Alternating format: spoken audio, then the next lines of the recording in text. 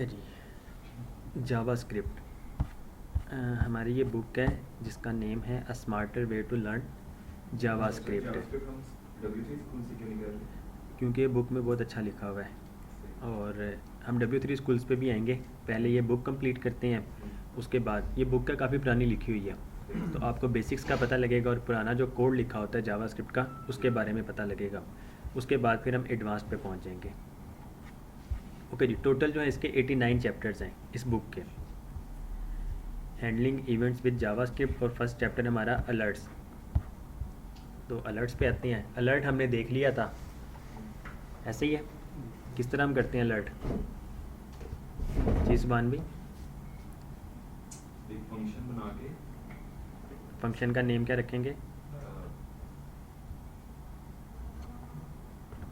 Alert function का name जो है वो अलर्ट ही है ना। अलर्ट, ये अलर्ट सिंपल अलर्ट कीवर्ड लिखेंगे, उसके अंदर अलर्ट के फ़ौरन बाद पैरेंथेसिस और पैरेंथेसिस के बाद अगर तो आपने कोई टेक्स्ट वगैरह लिखना है तो सिंगल कोटेशन मार्क या फिर डबल कोटेशन मार्क के अंदर हम वो टेक्स्ट लिखेंगे तो वो आपको अलर्ट कर देगा। हमारा अलर्ट आएगा वही टेक्स्ट आएगा जो हम लिखेंगे। जी, जो भी आप टेक्स्ट लिखेंगे अलर्ट में वही शो होगा आपको। अच्छा जी, हम इस पे आते हैं। index.html go live. ओके जी, ये आप लोगों की कह लें कि एक असाइनमेंट है या वेबसाइट बनी हुई है। चैप्टर नंबर 1 to 7 जो हमारी बुक्स की हैं वो इसमें कंप्लीट हो रहे होंगे। हम अलर्ट नेम करते हैं तो हमारा नेम अलर्ट हो गया। अलर्ट नंबर करते हैं तो नंबर अलर्ट हो जाएंगे।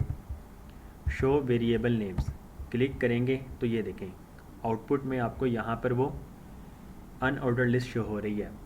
ठीक हो गया। अब हमें याद है कि अगर हमने किसी भी HTML के अंदर कोई कंटेंट वगैरह शो करवाना हो तो हम कैसे करवाते हैं? डॉट इनर HTML की मदद से। ठीक हो गया जी। तो यहाँ पर सिंपल वही, पहले हम सिंपल एक एक दो वर्ड HTML में इंसर्ट करवा रहे थे, अब हम पूरी की पूरी अनऑर्डर लिस्ट एक इंसर्ट करवा रहे हैं। उसके बाद शो कैमल केस एग्जांपल्स, तो ये देखें examples user response time, user response time limit. वालेकुम अस्सलाम।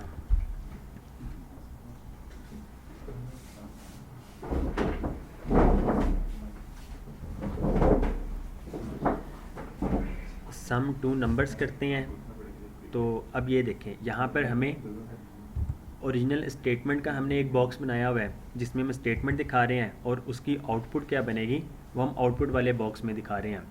तो ये सारी की सारी चीज़ें हम उस तरह ही कर रहे हैं कि डॉक्यूमेंट में से एलिमेंट को गेट कर रहे हैं बाय आईडी, उसमें इनर HTML कर रहे हैं और उसके आगे हमने जो भी शो करवाना है हम वो शो करवा रहे हैं।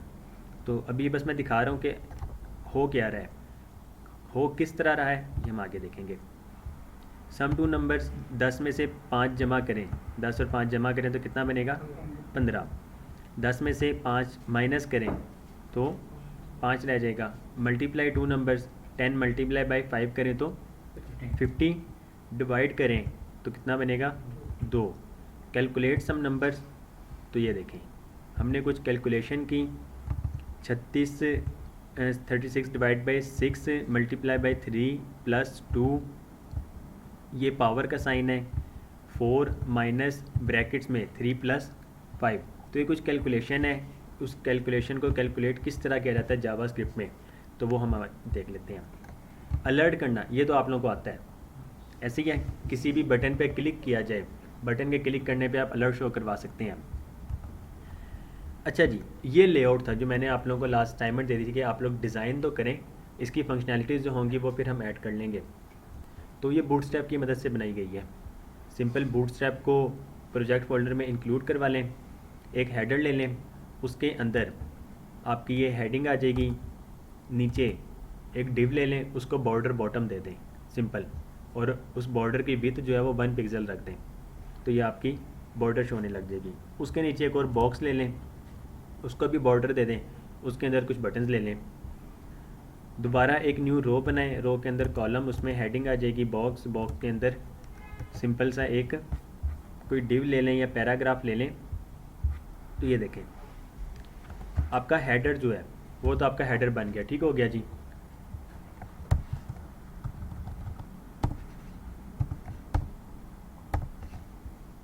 जी क्लियर है।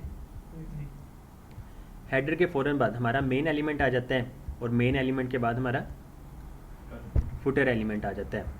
तो मेन में आपने मेन के अंदर एक डिव ले लें। वालेकुम सलाम। जी जी आ जाए, क्लास ही है। Thank you.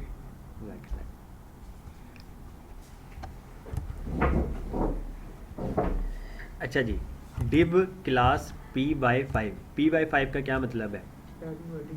Padding vertical top और बॉटम से कितनी मिले? 5 मिले। और 5 का मतलब है, अगर आप लोगों को याद हो,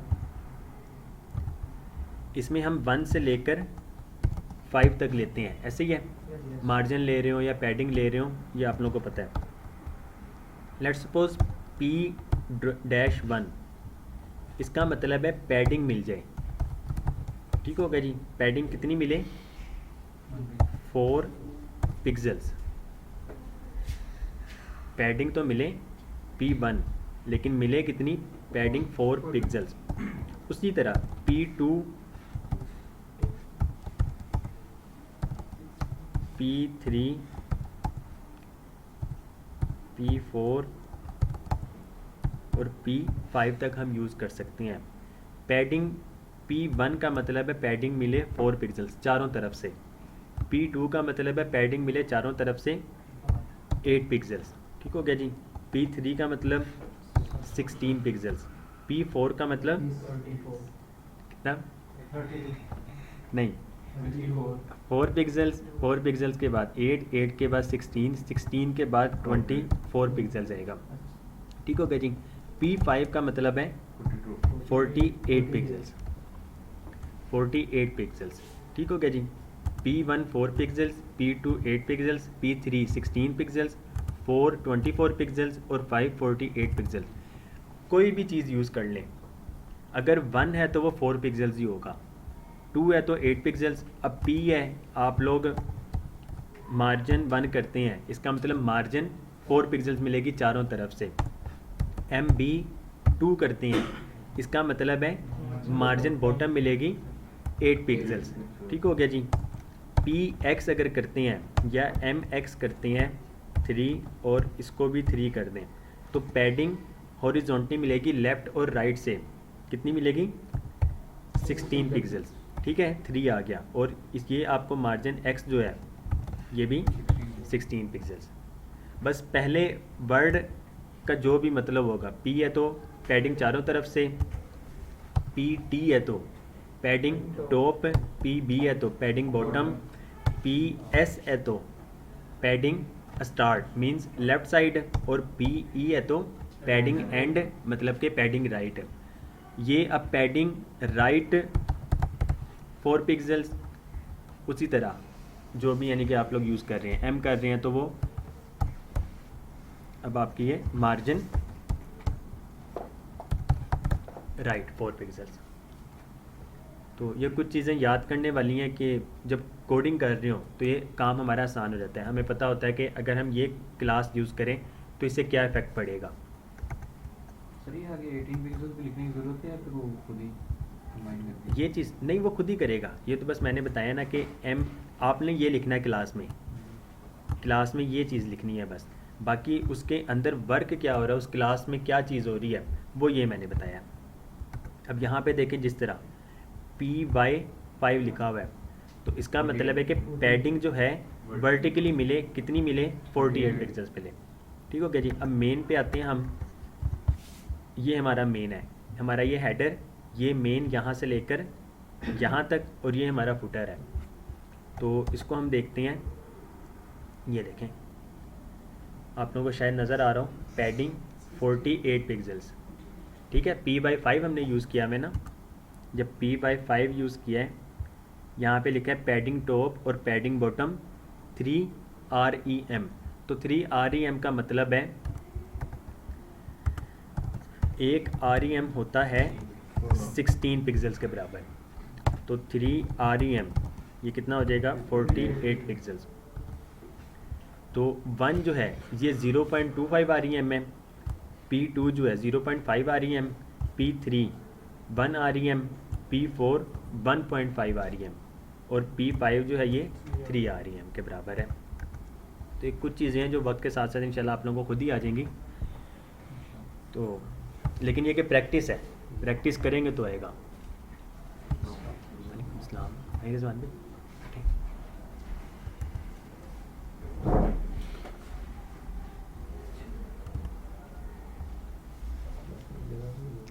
भाभी उठना पड़ेगा, वो और भी आएंगे तो वो गुजर जाएंगे।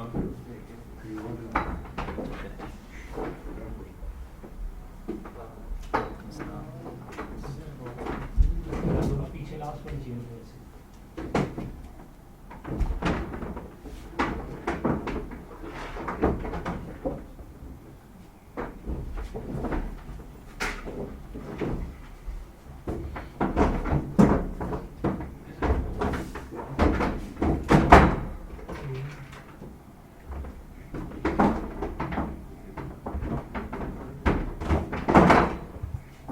सबको पता लग रहा है कि रिजवान भाई आ गए हैं।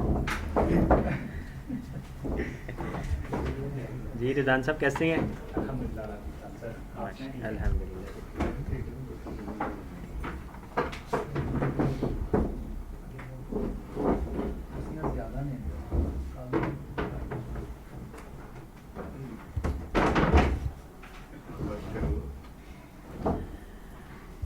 ओके जी, डिव के अंदर सॉरी मेन के अंदर एक डिव ले लिया जिसको पैडिंग हमने वर्टिकली दे दिया 48 पिक्सल्स।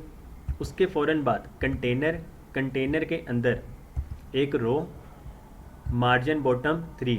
अब मार्जिन बॉटम 3 का क्या मतलब है? मार्जिन बॉटम इसको मिले 16 पिक्सल, ठीक हो गया। मार्जिन बॉटम 3 ये आपको मिलेगी एक्स्ट्रा स्मॉल और स्मॉल में। जैसे ही वो मीडियम पे पहुंचेगा तो क्या हो जाएगा? Margin bottom 48 pixels. रो के फ़ौरन बाद हमने कॉलम ले लिया। अब ये कॉलम कितने का है? 12 कॉलम्स का है, ठीक हो गया जी। 12 कॉलम, उसके अंदर हेडिंग 3 ले ली, क्लास उसको दे दी हमने टेक्स्ट सेंटर, तो क्या वो हो जाएगा? टेक्स्ट लाइन सेंटर हो जाएगा।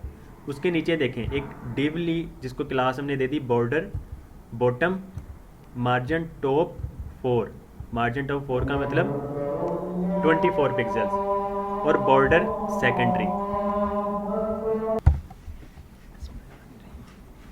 अच्छा जी, बॉर्डर सेकेंडरी दे देंगे तो उसका कलर जो है सेकेंडरी कलर वो इसको मिल जाएगा। उसके बाद नेक्स्ट एक और रो बना लें कॉलम, उसके अंदर एक और डिव ले लें जिसको नाम बटन्स दे दें। उसमें भी बॉर्डर राउंडेड 3 लगाएंगे तो बॉर्डर रेडियस मिल जाएगा इसको।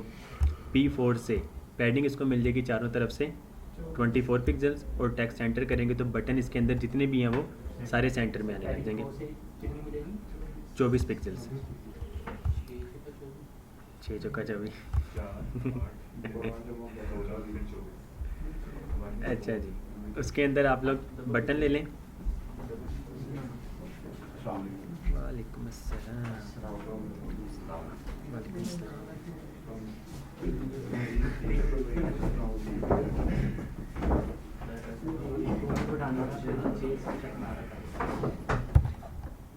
अच्छा जी, डिव ले लें, डिव के अंदर आप लोग फिर बटन लेते जाएं। अच्छा जी, अब एक ये बटन ठीक हो गया जी, उसको क्लास हमने दे दी बटन और BTN डेंजर देंगे तो उसका बैकग्राउंड कलर जो है वो रेड हो जाएगा। उसको हमने एक ID दे दी है अलर्ट स्ट्रिंग। किसी भी एलिमेंट को हम गेट कर सकते हैं बाय ID, कर सकते हैं ना। तो इस तरह से हमने इसको एक ID दे दी है। एक तो तरीका ये था कि हम क्या करते, ऑन क्लिक यहाँ पे लगाएं डायरेक्ट और उसमें हम कर देते हैं अलर्ट। जब इस पर अलर्ट करेंगे तो अच्छा जी, अब इसके अंदर सिंगल कोट मार्क्स आएंगे तो अलर्ट आप लोग दे दें, ठीक हो गया जी। उसमें जो भी लिखेंगे वो अलर्ट हो जाएगा। अब अलर्ट नेम करें तो आपको वही अलर्ट नेम शो करवा देगा। यहाँ पर कुछ और लिख देते हैं, अलर्ट सपोज सिंपल अहमद लिख दें, सेव करें अलर्ट नेम, तो अब ये देखें अलर्ट नेम। एक तो ये तरीका था। अब ये जो हम जावास्क्रिप्ट लिख रहे हैं ये कौन सा मेथड है? इनलाइन है ना। तो इनलाइन तो हम वैसे भी नहीं करते हैं। तो अब हम क्या करेंगे, एक हमारे पास सोल्यूशन है कि हम इसको एक आईडी दे दें बटन को। इसको जावास्क्रिप्ट की फ़ाइल में जाके हम इसको गेट कर सकते हैं बाय आईडी। तो स्क्रिप्ट में आते हैं, इसको गेट करने का तरीका हम कैसे कर सकते हैं।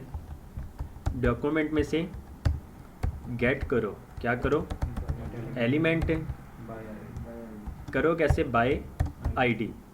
हमने डॉक्यूमेंट में से एलिमेंट को गेट कर लिया बाय आईडी। अब उसकी हम आईडी दे देंगे। तो इसकी आईडी क्या है, अलर्ट स्ट्रिंग लिखा हुआ है हमने यहाँ पर, उसको हमने अलर्ट स्ट्रिंग कर दिया। अब हम क्या कर सकते हैं, डॉट ऑन क्लिक। पहले हम क्या कर रहे थे, जब भी हम एलिमेंट को गेट करते थे डॉट इनर HTML करते थे, उससे क्या होता था कि हम उसके अंदर HTML को इंसर्ट कर सकते थे। लेकिन अब हम एक बटन को गेट कर रहे हैं तो इसमें हमारे पास ऑन क्लिक भी आ जाएगा। तो इस बटन के क्लिक करने पर क्या काम करो, इक्वल साइन लगाएं, उसके अंदर एक फंक्शन बना दें। फंक्शन बनाने का तरीका सिंपल, फंक्शन कीवर्ड लिखें, पैरेंथेसिस और कर्ली ब्रेसेस। इस कर्ली ब्रेसेस के अंदर आप जो भी कोड लिखेंगे वो एग्जीक्यूट होगा। एग्जीक्यूट कब होगा, जब आप उस बटन पे क्लिक करेंगे। तो यहाँ पर हम अभी कंसोल करके देख लेते हैं, क्लिक, ठीक हो गया जी। इसको हम स्किप करते हैं, कंसोल पे आते हैं। जैसे ही हम इस पर क्लिक करेंगे तो क्या होगा, console.log हो जाएगा, ठीक हो गया जी। हमने console.log किया था। अलर्ट कर देते हैं तो अलर्ट से क्या होगा, अब ये हमें अलर्ट में शो करवा देगा। इसी के बटन के क्लिक होने पे हम किसी भी पैराग्राफ में या किसी भी डिव के अंदर HTML को भी इंसर्ट करवा सकते हैं। कैसे करवा सकते हैं, डॉक्यूमेंट ले लें, डॉक्यूमेंट नेम से दोबारा एलिमेंट को गेट कर लें बाय आईडी। अब यहाँ पर कोई भी पैराग्राफ होगा हमारे पास, जैसे कि एक डिव है जिसको आईडी दी गई है स्टेटमेंट। तो अब हम क्या कर सकते हैं, यहाँ पे लिख देंगे स्टेटमेंट। यहाँ पे जो भी आईडी लिखी हुई है कॉपी कर लें और यहाँ पर आके उसको पेस्ट कर दें, ठीक हो गया जी। डॉट इनर HTML, इस इनर HTML के अंदर हम HTML लिख सकते हैं। तो लेट, क्या आ गया फाद भाई, ओके जी, बोल्ड बोल्ड टेक्स्ट, ठीक हो गया जी। सेव करें। अब देखें, जैसे ही हम अलर्ट नेम करेंगे, इस पर क्लिक करेंगे, उसके अंदर जो भी कोड लिखा था हमने वो स्टेटमेंट वाले में इनर HTML करवा रहे थे। तो अब देखें बोल्ड टेक्स्ट ये आ गया। ओके जी, क्लियर है इतना। अब इसको स्किप करते हैं।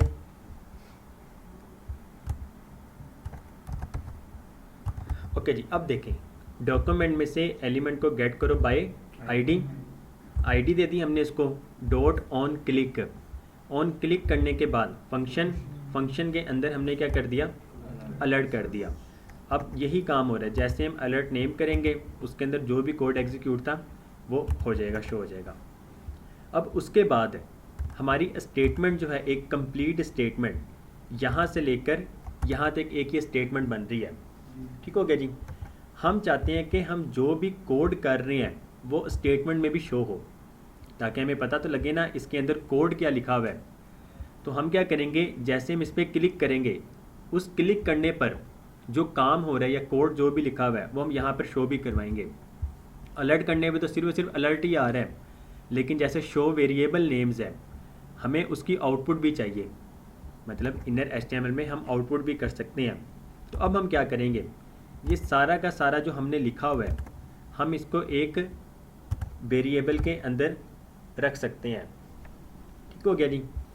हमने क्या किया, ये तो वो कमेंट हमने किया था ना, कंट्रोल और फॉरवर्ड / तो वो हम ख़त्म कर रहे हैं। अभी बस मैं दिखा रहा हूँ वेरिएबल्स क्या होते हैं, इसकी डाटा टाइप्स वगैरह क्या हैं, हम उस पर भी आएंगे। सिंपल, या फिर इसको भी ख़त्म करें, सिंपल इस पर कॉपी करें, इसको कंप्लीट और ये लिख दें। एरर क्यों आ रहा है, डबल कोट लगा हुआ है। हम इसको, या फिर बाहर वाले को हम सिंगल कोट में कर देते हैं, ठीक हो गया जी। आपने HTML में जो भी इंसर्ट करवाना है वो आप कोटेशन मार्क्स के अंदर लिखेंगे, अगर स्ट्रिंग लिख रहे हैं तो। तो अब देखें डॉक्यूमेंट में से एलिमेंट को गेट करो बाय आईडी, स्टेटमेंट उसमें HTML इंसर्ट कर दो। इंसर्ट क्या करो, जो आपने लिखा हुआ है। तो अब सेव करें। तो अब देखें सबसे पहले जैसे हम इस पर क्लिक करेंगे, इस पर हम जैसे ही क्लिक करेंगे टॉप से बॉटम वो कोड को एग्जीक्यूट करना स्टार्ट करेगा। फर्स्ट स्टेटमेंट लिखी हुई है ये वाली, तो वो इसको अलर्ट कर देगा। सेकंड स्टेटमेंट जो ये है, एलिमेंट को गेट करेगा बाय आईडी स्टेटमेंट को, उसमें HTML को इंसर्ट कर देगा जो भी आपने लिखा हुआ है। तो अब अलर्ट नेम कोड एग्जीक्यूट हुआ, अलर्ट पे आ गया। जैसे हम ओके करेंगे अब देखें, अब यहाँ पर वो HTML को भी इंसर्ट करवा रहा है। जी क्लियर है? Yes sir. अच्छा जी, अभी हम करवा रहे हैं HTML में इंसर्ट जो हमने लिखा हुआ है। एक बटन बना हुआ है क्लियर स्टेटमेंट के नाम से। जैसे ही हम इस पर क्लिक करते हैं तो ये ब्लैंक हो जाता है। तो ये कैसे हो रहा है?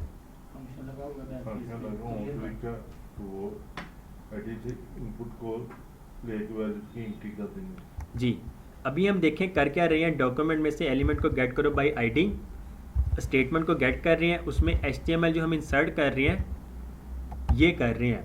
अगर आपने उस बटन के क्लिक होने पे, ये भी एक बटन ही है ना, हम इसके क्लिक करने पे कुछ भी कोड एग्जीक्यूट करवा सकते हैं। तो ये भी एक बटन है, इसके पे क्लिक होने पे भी हम कोड एग्जीक्यूट करवा सकते हैं। उस बटन के क्लिक होने पे सिंपल क्या करें, एलिमेंट को गेट करें स्टेटमेंट, उसमें HTML जो इंसर्ट करना है वो आप कर दें ब्लैंक, तो वो ब्लैंक आपको शो करवा देगा, क्लियर स्टेटमेंट कर देगा। जी क्लियर है इतना? Yes sir. Alert string. अच्छा जी, अब हम आ जाते हैं जब किसी भी इनके जब भी हम क्लियर स्क्रीन वगैरह करनी हो, CLR या यू शॉर्टकट जो भी जी जी, उसके अंदर यही वाला कोड लिखा होता है, ब्लैंक बस उन्होंने छोड़ा होता है। वो कमांड लाइन प्रॉम्प्ट वगैरह में तो वो लैंग्वेज ही हो रहा है ना। जावास्क्रिप्ट में अगर करना है तो इस तरह हम करेंगे। अच्छा जी, हमारी बुक जो है a smarter way to learn JavaScript, उसका ये चैप्टर नंबर 1। अलर्ट करेंगे तो सिंपल अलर्ट हो जाएगा, लेकिन हम क्या कर रहे हैं कि जब बटन क्लिक हो तब वो कोड एग्जीक्यूट हो।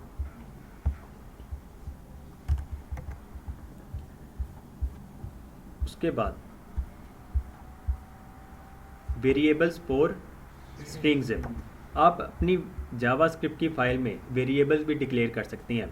वेरिएबल डिक्लेयर करने से क्या होता है कि आपने एक बार, अब यहाँ पे देखें अलर्ट मैंने लिखा मोहम्मद उमैर अहमद, ठीक हो गया जी। अब यही मैंने अपना नेम काफ़ी बार जब यूज़ करना है तो मुझे क्या करना पड़ेगा, बार बार ये हर जगह नेम लिखना पड़ेगा। और अगर for the future, in the future हमें किसी रीज़न की वजह से उस नेम को चेंज करना है तो फिर हमें हर जगह जाके उस नेम को चेंज करना पड़ेगा। ऐसे ही है। तो हम क्या करते हैं, कोई भी डाटा आप उसको वेरिएबल में डिक्लेयर कर सकते हैं, स्टोर कर सकते हैं। करेंगे कैसे, सिंपल वेरिएबल है तो VAR लिखेंगे, उसके बाद वेरिएबल का नेम लिख देंगे। लेट्स सपोज यूज़र का नेम, यूज़र नेम हम लिख देते हैं equal to user name equal to, उसके अंदर आप लोग नेम लिख दें यूज़र का। लेट्स सपोज हम लिख देते हैं काशिफ लिख दें, variable user name equal to Kashif. अब हम क्या करेंगे, अगर हमने यूज़र नेम गेट करना है तो कंसोल डॉट लॉग करें। अब हम यहाँ पे क्या लिखेंगे, यूज़र नेम। अगर तो हम इसको अब कोटेशन मार्क्स में लिखेंगे यूज़र नेम, तो इसने क्या करना है, इसने एज इट इज़ ऐसे ही शो करवा देना है, क्योंकि हम कोटेशन मार्क्स में लिख रहे हैं। अगर आपने वेरिएबल को शो करवाना है तो तब आप कोटेशन मार्क्स के बगैर लिखेंगे इसको। ठीक हो गया जी। अब जब हम सेव करेंगे अपनी वेबसाइट में आए तो ये देखें, जैसे ही वो लोड हो रहा है आपका वेब पेज, आपको कंसोल डॉट लॉग में वो यूज़र नेम शो करवा रहा है। अच्छा जी, अगर तो आप लोगों के पास नोट पैड वगैरह है तो बेशक ये लिख लें। जावास्क्रिप्ट में डाटा टाइप्स जो होती हैं कौन कौन सी होती हैं और कितनी होती हैं। वेरिएबल के नाम के बाद हमें सेमीकोलन जरा लगाने की जरूरत है। अपनी मर्ज़ी है, अगर तो स्टेटमेंट क्लोज करना है, कोई भी स्टेटमेंट अगर आप लोगों ने क्लोज करनी है उसके बाद सेमीकोलन लगा सकते हैं, ना लगाएं तो तब भी वर्क कर जाता है, प्लास्टिक लगा लें। और जैसा कि हमने HTML में देखा था, आप यहाँ पर कोई एलिमेंट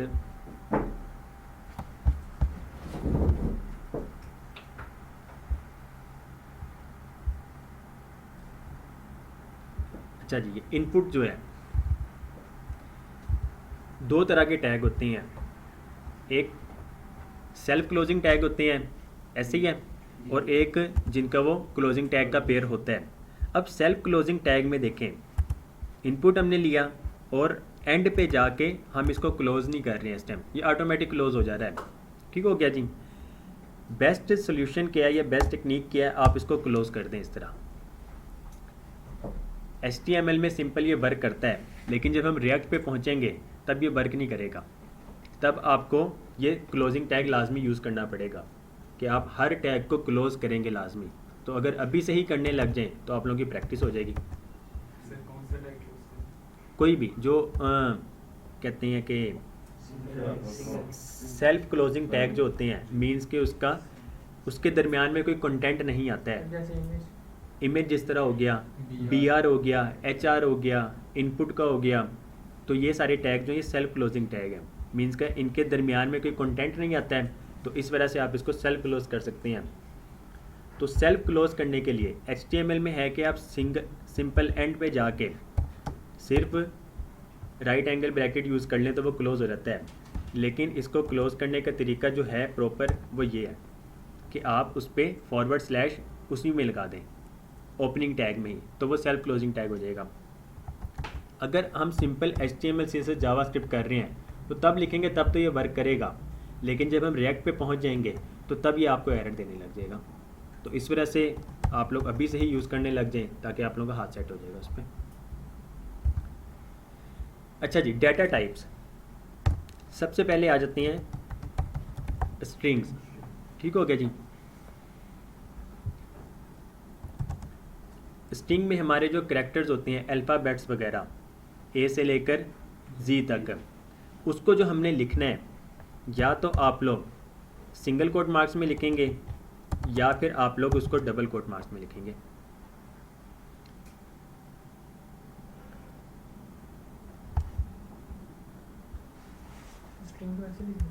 स्ट्रिंग हमेशा या सिंगल कोट में या फिर डबल कोट में आप लोगों ने इसको लिखना है। अगर तो आप किसी स्ट्रिंग को सिंगल कोट मार्क या डबल कोट मार्क के बगैर लिखते हैं तो वो एक वेरिएबल समझेगा। जैसा कि यहाँ पे देखिए अभी हमने क्या किया था, वेरिएबल फुल नेम जो है हमने, अगर हम यहाँ पर console.log फुल नेम करवाते हैं तो ये एक वेरिएबल समझेगा कि ये वेरिएबल है। उस वेरिएबल में जो भी वैल्यू असाइन की गई है वो उसको शो करवा देगा। इस टाइम फुल नेम में क्या है, मोहम्मद उमैर अहमद लिखा हुआ है। ठीक हो गया जी, तो ये मोहम्मद उमैर अहमद शो करवाएगा। अगर हम इसको कोटेशन मार्क्स के अंदर ले आते हैं, अब ये इसको स्ट्रिंग समझेगा और इसको शो जो करवा देगा वो आपको फुल नेम ही करवा देगा। अगर उसके बगैर हम लिखते हैं तो अब इसकी जो वैल्यू साइन होगी आपको वो शो करवाएगा। आप इसकी डाटा टाइप क्या कंसीडर करेंगे? स्ट्रिंग ही है। डाटा टाइप वेरिएबल जो है, वेरिएबल कोई डाटा टाइप नहीं है। वेरिएबल के आगे जो भी उसमें वैल्यू असाइन की जाती है वो डाटा टाइप होती है। तो इस टाइम जो है ये कौन सी है, स्ट्रिंग है, क्योंकि हमने इसको डबल कोटेशन मार्क्स में लिखा हुआ है। स्ट्रिंग को आप सिंगल कोट या डबल कोट किसी में भी लिख सकते हैं। ठीक हो गया जी। स्ट्रिंग के बाद हमारे पास आ जाते हैं नंबर्स। डाटा टाइप एक है हमारे पास नंबर। नंबर को आप 0 से लेकर 9 तक लिख सकते हैं। फ्लोटिंग पॉइंट्स में भी आ सकता है, मीन्स कि आप पॉइंट्स में भी वैल्यू ले सकते हैं। अच्छा जी, नंबर को आप कोटेशन मार्क के बगैर लिखेंगे। नंबर को आप कोटेशन मार्क के बगैर लिखेंगे। अगर आप किसी नंबर को कोटेशन मार्क्स के अंदर ले आते हैं तो वो फिर स्ट्रिंग में कन्वर्ट हो जाता है। ठीक हो गया जी। अब मैं आपको दिखाता हूँ variable num1 equal to 10, variable num2 equal to 20। अब हम एक और वेरिएबल डिक्लेयर कर देते हैं जिसमें हम इन दोनों वैल्यू को सम करवा रहे होंगे। तो वेरिएबल सम इक्वल टू, अब num1 में क्या वैल्यू है? 10 है। तो यहाँ पर 10 लिखने की बजाय हम num1 लिखेंगे। तो अब हमें पता है कि num1 की जो वैल्यू होगी, जो भी होगी, वो इसमें आ जाएगी, प्लस num2 करेंगे। अब जाके हम नीचे कंसोल डॉट लॉग करवा देते हैं। किसे करवाएंगे? सम को। ठीक हो गया जी। अब हम सम को करवाएंगे तो num1 की वैल्यू 10, num2 की वैल्यू 20, तो 10 + 20 कितना हो जाएगा? 30। अब हम शो करवाते हैं कंसोल डॉट लॉग में, तो ये देखें 30 है। हमने देखें नंबर्स को कोटेशन मार्क्स के अंदर नहीं लिखा है। अगर आप इसको कोटेशन मार्क्स के अंदर लिख देते हैं, अब ये बन गया स्ट्रिंग। तो स्ट्रिंग क्या होता है? बल्कि मैं पहले आपको दिखाता हूँ, ये छोड़ें ग्रुप जी। Variable first name equal to string variable last name equal to string. Okay जी। फर्स्ट नेम हम कह देते हैं सुबहान। ठीक हो गया जी। लास्ट नेम आपका क्या है? अहमद। ओके जी, सुबहान अहमद। अक्सर आपने वेबसाइट में देखा होगा, या फिर जब आप लोगों ने खुद ये यहाँ का सीरत का भी एडमिशन फॉर्म फिल किया होगा, फर्स्ट नेम और लास्ट नेम 2 फील्ड बॉक्स थे, ऐसे ही है। अब फर्स्ट नेम और लास्ट नेम को अगर हम जोड़ दें तो क्या बनता है? फुल नेम बनता है। ठीक हो गया जी। तो अब हम क्या करेंगे? वेरिएबल फुल नेम ले लेते हैं equal to first name plus last name. अब ये क्या बन जाएगा? सुबहान अहमद। लेकिन इसमें अब स्पेस नहीं आएगी दरमियान में, इसके दरमियान कोई स्पेस नहीं आएगी। कंसोल डॉट लॉग करें फुल नेम, तो आपको क्या क्या शो करवाएगा?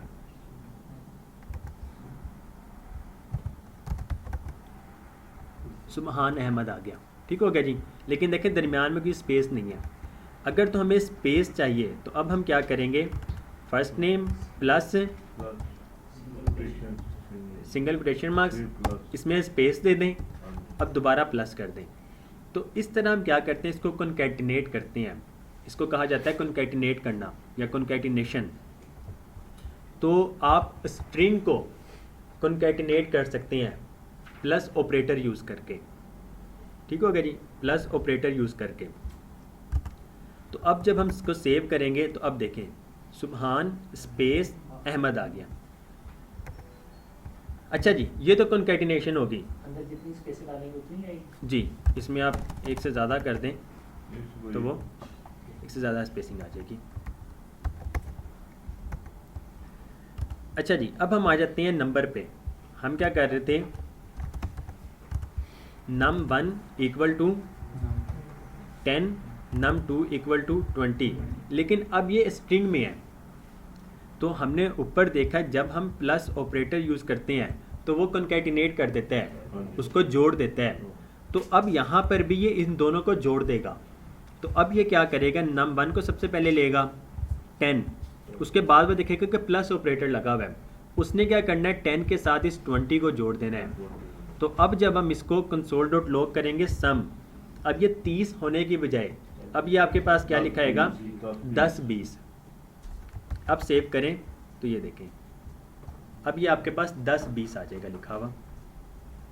तो इस वजह से अगर आप नंबर यूज़ कर रहे हैं तो इसको फिर कोटेशन मार्क्स के बगैर लिखेंगे। जी क्लियर है?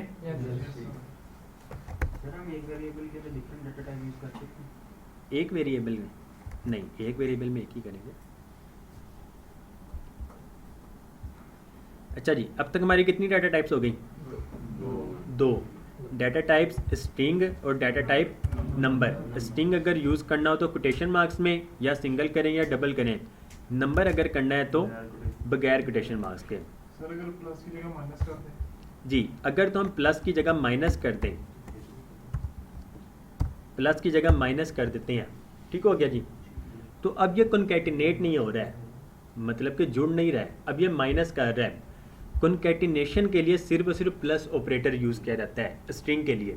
स्ट्रिंग में माइनस नहीं कर सकते हैं, स्ट्रिंग में मल्टीप्लाई नहीं कर सकते हैं, डिवाइड नहीं कर सकते हैं, रिमाइंडर नहीं यूज़ कर सकते हैं। ठीक हो गया जी। तो जावास्क्रिप्ट इतना स्मार्ट है, इसने क्या करना है, इसको टेम्परेरी तौर पर नंबर में कन्वर्ट कर देना है।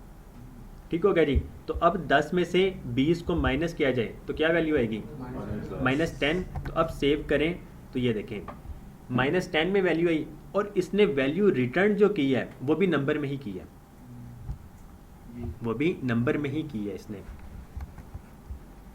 अगर प्लस यूज़ करते, सिर्फ और सिर्फ प्लस का इशू है, प्लस अगर आप लोग यूज़ कर रहे हैं स्ट्रिंग को तो वो कंकैटिनेट कर देता है। तो लेट सपोज 10 और यहाँ पर आपने 20 लिख दिया नंबर वाला ही, तो अब क्या होगा, अब भी ये 10 और 20 को कंकैटिनेट कर देगा। हालांकि सिर्फ और सिर्फ एक वैल्यू आपने स्ट्रिंग में लिया है, तो एक अगर कोई वैल्यू ख़राब हो जाए तो आपका पूरा अकाउंट जो बैलेंस है वो भी ख़राब हो जाएगा। ऐसे ना लेट सपोज आप कोई बैंकिंग एप्लीकेशन बना रहे हैं, उसमें सिर्फ और सिर्फ एक वेरिएबल नंबर की बजाय स्ट्रिंग हो जाता है, तो पूरा का पूरा बैलेंस ख़राब हो जाएगा। कोई आप लोग कैशियर की वेबसाइट वगैरह या ऐप वगैरह बना रहे हैं जहाँ पर ये चेकआउट वगैरह हो रहा है, तो वहाँ पर एक छोटी सी गलती की वजह से ये पूरा का पूरा सेटअप ख़राब हो सकता है।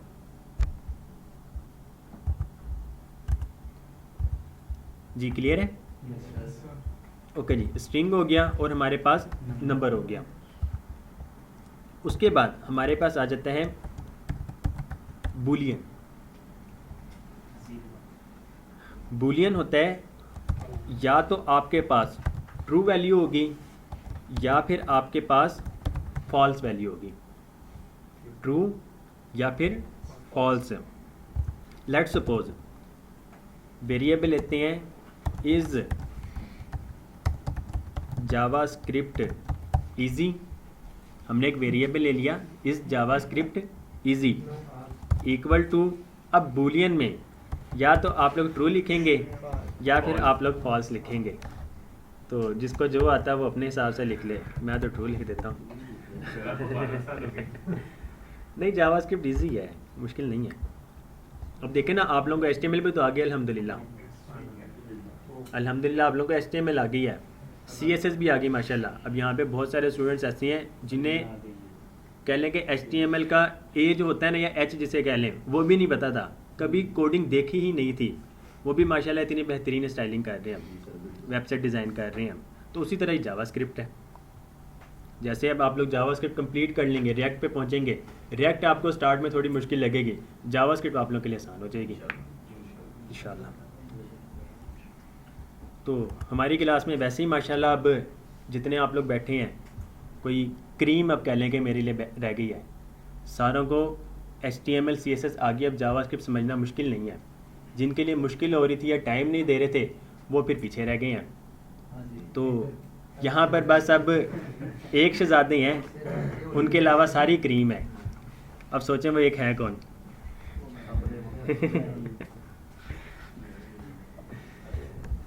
अच्छा जी, variable is JavaScript equal to true, हमने वैल्यू ली। अगर हम इसको कोटेशन मार्क्स में ले आते तो ये स्ट्रिंग बन जाता, उसके बगैर लेंगे तो अब ये बूलियन है।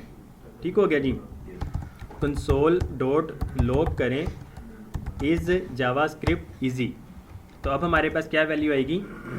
ट्रू आ जाएगी। ठीक हो गया जी। फॉल्स करेंगे तो आपके पास फॉल्स वैल्यू आ जाएगी। अगर हम इसको कोटेशन मार्क्स में ले आते हैं तो अब ये हमारे पास देखें स्ट्रिंग बन गया। ठीक हो गया जी। तो बूलियन जो है फिर आप लोग ट्रू और फॉल्स इस तरह लिख सकते हैं, और ये बहुत ज़्यादा यूज़ होता है, बूलियंस बहुत ज़्यादा यूज़ होते हैं। आप कंडीशनली किसी भी कंपोनेंट्स वगैरह को, किसी भी एलिमेंट्स को रेंडर करवा सकते हैं। लेट सपोज दो ले लें, नैव बार में अक्सर आप लोगों ने देखा होगा जब आप लोग रिएक्ट पे पहुंचेंगे कि अगर तो यूज़र लॉगिन नहीं होता है तो आपको क्या शो हो रहा होता है? टेक्स्ट लॉगिन का आता है ना कि लॉगिन करो। जब यूज़र लॉगिन हो जाता है तो तब क्या शो होता है? डैशबोर्ड आता है और साथ में लॉग आउट का आ जाता है। ठीक हो गया। तो इस तरह फिर हम कंडीशनली एलिमेंट्स को भी रेंडर कर रहे होते हैं। For example variable is authenticated, by default है फॉल्स। अगर तो फॉल्स है तो क्या शो करवाओ? लॉगिन शो करवाओ नैव बार में, हाँ जी। ठीक हो गया। अगर तो ये है ट्रू कि यूज़र लॉगिन हो चुका है, तो तब क्या शो करवाओ, डैशबोर्ड और लॉग आउट है। तो जैसे ही वो लॉग आउट के बटन पे क्लिक करेगा लॉग आउट हो जाया करेगा, डैशबोर्ड पे क्लिक करेगा तो वो डैशबोर्ड के पेज पे चला जाएगा। तो इस तरह फिर हम कंडीशनली बहुत सारी चीज़ें कर रहे होते हैं। ऑल राइट जी, हमारे पास स्ट्रिंग, नंबर और बुलियन। उसके बाद हम आ जाते हैं, हमारे पास आ जाता है, हम पहले फंक्शन देख लेते हैं। आपके पास फंक्शन बनाना हमने सीखा हुआ है। फंक्शन हम बना रहे हैं ना, नीचे भी हमने देखें एक फंक्शन ही बनाया है। तो ये भी एक डाटा टाइप है, फंक्शन भी एक डाटा टाइप है। तो फंक्शन भी दो तरह के हैं। जब हम ECMAScript 6 में पहुंचेंगे उसमें फंक्शन यूज़ करने का तरीका चेंज हो गया। उससे पहले जो हम यूज़ कर रहे होते हैं वो ये वाला सिंपल फंक्शन यूज़ करते हैं। तो फंक्शन बनाने का तरीका, सबसे पहले फंक्शन लिखें, फंक्शन कीवर्ड है लोअर केस में ही, ठीक हो गया। फंक्शन का name, let's suppose sum 2 numbers, हमने फंक्शन का नेम रख दिया सम 2 नंबर्स। पैरेंथेसिस ऐड करें, कर्ली ब्रेसेस ऐड करें। इस कर्ली ब्रेसेस के अंदर जो कुछ लिखेंगे वो एग्जीक्यूट होगा। एग्जीक्यूट तब कब होगा, जब हम सम 2 नंबर्स को चलाएंगे। इस फंक्शन को कॉल करने का तरीका क्या होता है, सम जी, फंक्शन नेम लिख दें और साथ पैरेंथेसिस ऐड कर दें, तो ये कॉल करने का तरीका है जी। सेमीकोलन अपनी मर्ज़ी लगाना है लगा लें, नहीं तो ना सही। तो तरीका जो है, फंक्शन का नेम लिखें और साथ ही पैरेंथेसिस ऐड कर दें, तो ये कॉल हो जाएगा। ओके जी, फंक्शन हो गया। फंक्शन के बाद आपके पास एक आ जाता है अनडिफाइंड। एक डाटा टाइप है आपकी अनडिफाइंड है। वेरिएबल ABC, हमने वेरिएबल ले लिया ABC, वेरिएबल बना दिया, ठीक हो गया जी। हमने डिक्लेयर कर दिया, इसके आगे अभी तक हमने कोई वैल्यू रखी है नहीं रखी। Variable ABC equal to string में भी हम ABC लिख देते हैं। इसकी अब डाटा टाइप क्या है ABC की, स्ट्रिंग है। 1 कर देते हैं तो डाटा टाइप नंबर, ट्रू कर देते हैं तो बुलियन, फॉल्स कर देते हैं तो बुलियन, फंक्शन बना देते हैं तो फंक्शन हो जाएगा। अगर आपने वेरिएबल बना दिया लेकिन उसमें कोई वैल्यू स्टोर नहीं की अभी तक, तो अब ये वेरिएबल ABC जो है ये अनडिफाइंड है।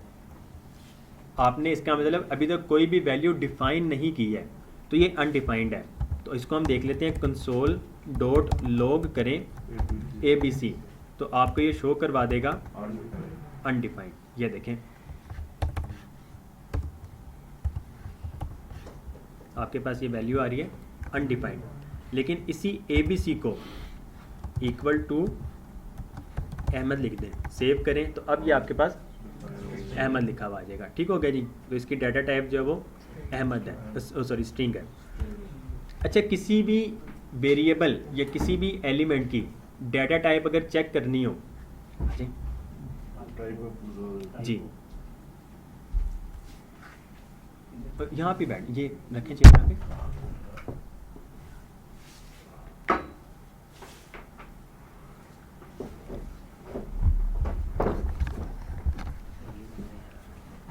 अच्छा जी, वेरिएबल ABC, आपने किसी भी वेरिएबल की डाटा टाइप चेक करनी हो तो हम क्या कर सकते हैं, console.log करें, यहाँ पे लिखें टाइप ऑफ लिखें, स्पेस दे दें। किसकी चेक करनी है हमने, ABC की करनी है, ABC लिख दें। तो ABC में वैल्यू जो भी स्टोर हुई हुई होगी उसकी डाटा टाइप कौन सी है वो आपको बता देगा। तो ये देखें, आपके पास ये आ रही है स्ट्रिंग, लाइन नंबर 23 में जो हमने कोड लिखा था। तो ये देखें, अगर यही हम सिंपल इस तरह लिख दें तो अब डाटा टाइप क्या है, अभी भी स्ट्रिंग है, हमने कोटेशन मार्क्स में इसको ले लिया है, तो ये आपको बताएगा स्ट्रिंग। आप इसको रेज करके सिंपल नंबर मिले तो अब इसकी डाटा टाइप जो है वो नंबर है, ठीक होगा जी। ट्रू कर दें तो अब इसकी डाटा टाइप बोले आपको ये शो करवाएगा बूलियन। ठीक हो गया जी। इसी तरह आप किसी की भी चेक कर सकते हैं।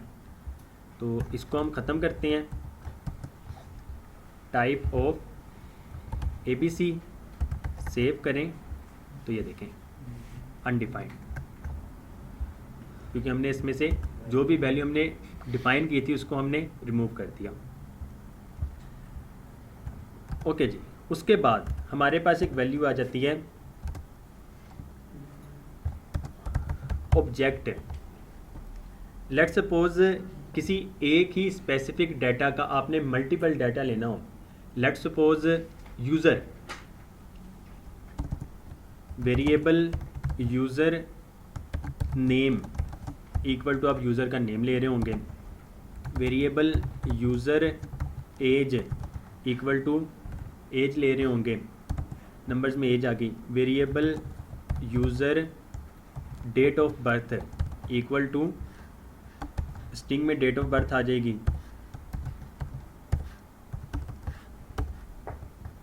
Variable user country equal to string में उसकी वैल्यू आ जाएगी कंट्री वगैरह। ठीक हो गया जी। तो अब ये बार बार हम यूज़र का ही तो डाटा ले रहे हैं, यूज़र का हमने नेम लिया, age, date of birth, country. तो जब एक ही किसी स्पेसिफिक चीज़ का डाटा मल्टीपल डाटा लेना हो तो हम उसको ऑब्जेक्ट में ले आते हैं। ऑब्जेक्ट में कैसे लेकर आते हैं?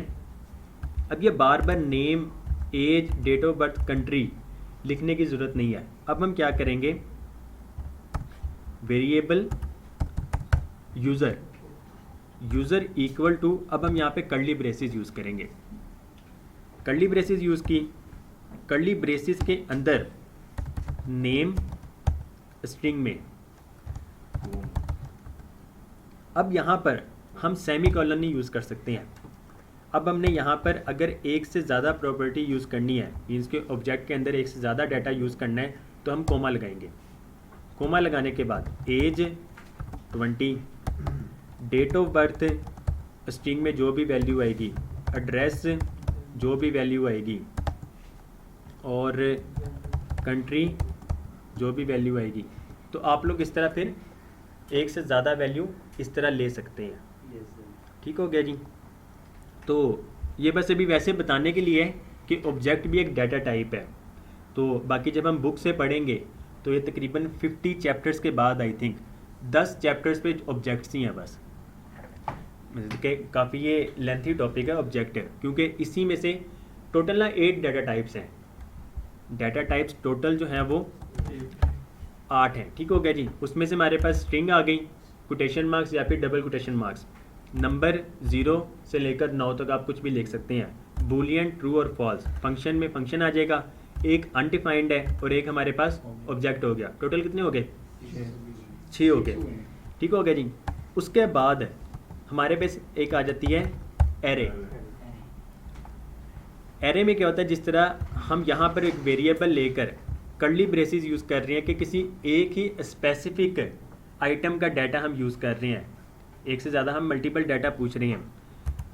एरे में क्या होगा, लेट्स सपोज अगर आपने कंट्रीज़ का डाटा पूछना है तो हम क्या कर सकते हैं, variable country 0 equal to Pakistan कह लें, variable country 1 equal to India कह दें, वेरिएबल कंट्री 2 इक्वल टू जी अफ़गानिस्तान कह लें। ठीक हो गया जी। लेट्स सपोज अब हम कंट्रीज़ का डाटा लेना चाह रहे हैं तो तकरीबन 200 से ज़्यादा कंट्रीज़ हैं। तो इस तरह हम क्या 200 वेरिएबल्स बनाएंगे, बना सकते हैं। ठीक हो गया जी, बना सकते हैं, लेकिन कोई सोल्यूशन नहीं है इसका।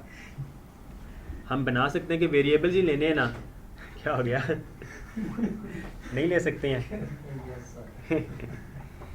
अच्छा जी। तो हम इस तरह वेरिएबल्स बना के सारे कंट्रीज़ के नेम यूज़ कर सकते हैं, स्टोरी करना है। लेकिन जब हम कंट्रीज़ के बारे में ही पूछ रहे हैं तो हम क्या करेंगे, वेरिएबल कंट्रीज़, हमने एक वेरिएबल बना लिया कंट्रीज़, इक्वल टू ऑब्जेक्ट के लिए हम कर्ली ब्रेसेस यूज़ करते थे, एरे के लिए हम बड़ी ब्रैकेट्स यूज़ करेंगे, ठीक हो गया, स्क्वायर ब्रैकेट्स के लिए। अब उसके अंदर आप लोग सिंपल स्ट्रिंग यूज़ करते थे, पाकिस्तान, इंडिया और अफ़गानिस्तान।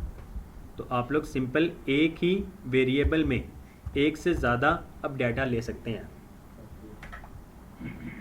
ये हो गया कंट्रीज। लेट सपोज आपकी एक वेबसाइट है जिसमें आप लोग यूज़र से लॉगिन करवा रहे हैं, मीन्स के साइन अप करवा रहे हैं, तो ऐसा तो नहीं ना होगा आप हर एक यूज़र के लिए एक न्यू वेरिएबल डिक्लेयर करेंगे। तो आप लोग सिंपल एक एरे ही लेते हैं, उस एरे में उस डाटा को ऐड करते जाते हैं। तो वो फिर क्या होता है, वेरिएबल यूज़र्स इक्वल टू एक एरे बन जाती है। अब जब आप एक यूज़र का डाटा पूछ रहे हैं तो यूज़र का डाटा भी तो काफ़ी होता है, एक स्पेसिफिक यूज़र का डाटा। तो जब एक ही स्पेसिफिक यूज़र का डाटा लेना हो तो फिर हम किस में लेते हैं, एक स्पेसिफिक आइटम का डाटा ऑब्जेक्ट में लेते हैं। तो एरे के अंदर हमने जितनी भी डाटा टाइप्स पढ़ी हैं हम वो सारी की सारी यूज़ कर सकते हैं। एरे के अंदर, एक एरे के अंदर हमने जितनी भी डाटा टाइप्स पढ़ी हैं, टोटल 8 डाटा टाइप्स हैं, तो उस एरे के अंदर आप 8 के 8 डाटा टाइप्स भी यूज़ कर सकते हैं। आप स्ट्रिंग यूज़ कर सकते हैं, आप नंबर यूज़ कर सकते हैं, बूलियन यूज़ कर सकते हैं, और अनडिफाइंड कर सकते हैं, फंक्शन बना सकते हैं, ऑब्जेक्ट बना सकते हैं, और एरे के अंदर भी आप एरे यूज़ कर सकते हैं। एरे के अंदर भी आप लोग एरे यूज़ कर सकते हैं। फिर उस मज़ीद एरे के अंदर भी आप लोग एरे यूज़ कर सकते हैं। तो ये जितना डीप जाते जाएंगे डाटा उतना कॉम्प्लेक्स होता जाएगा, ठीक हो गया जी। तो बाकी अभी इसको रहने दें। तो बस बताने का मकसद है कि एक एरे के अंदर आप लोग सारे के सारे डाटा टाइप यूज़ कर सकते हैं। सेम उसी तरह उस ऑब्जेक्ट के अंदर भी आप लोग सारे के सारे डाटा टाइप्स यूज़ कर सकते हैं। स्ट्रिंग के अंदर सिर्फ स्ट्रिंग ही आएगा, और नंबर में आप लोग सिर्फ नंबर ही लिख सकते हैं। ऑब्जेक्ट के अंदर भी सारे यूज कर ऑब्जेक्ट के अंदर भी सारे यूज़ कर सकते हैं, ऑब्जेक्ट के अंदर सारे यूज़ कर सकते हैं, एरे के अंदर भी सारे आप लोग यूज़ कर सकते हैं। उसके बाद लास्ट, लेट सपोज आप लोग कोई वेरिएबल बना रहे हैं और उसको अभी तक आप लोगों ने कोई वैल्यू नहीं दी है, ठीक हो गया जी। आप चाहते हैं कि यार मैं कुछ ऐसी कोडिंग करूं कि डाटा टाइप कोई भी ना यूज़ हो, वेरिएबल तो डिक्लेयर की जाए या कोई कंडीशन वगैरह लगाई जाए, लेकिन आप चाहते हैं कि कोई डाटा टाइप ना आए, ठीक हो गया। तो अब तक टोटल कितनी डाटा टाइप्स हो गई हैं, 7 हो गई हैं। तो लास्ट जो हमारे पास है वो है null, means nothing. Null equal to nothing. इसकी डाटा टाइप तो आपको नल ही शो होगी, लेकिन इसका कोडिंग पे कोई इफेक्ट नहीं पड़ता है। अगर आप लोग लेट सपोज कोई कोडिंग कर रहे हैं, उसमें आप लोग नेम देंगे, मीन्स कि कोई कंडीशन लगा रहे हैं, या तो फिर आप कोई ना कोई डाटा टाइप देंगे, ऐसे ही है। लेकिन आप चाहते हैं कि कोई भी डाटा टाइप में ना दो, तो फिर आप क्या करेंगे, आप लोग नल यूज़ करेंगे।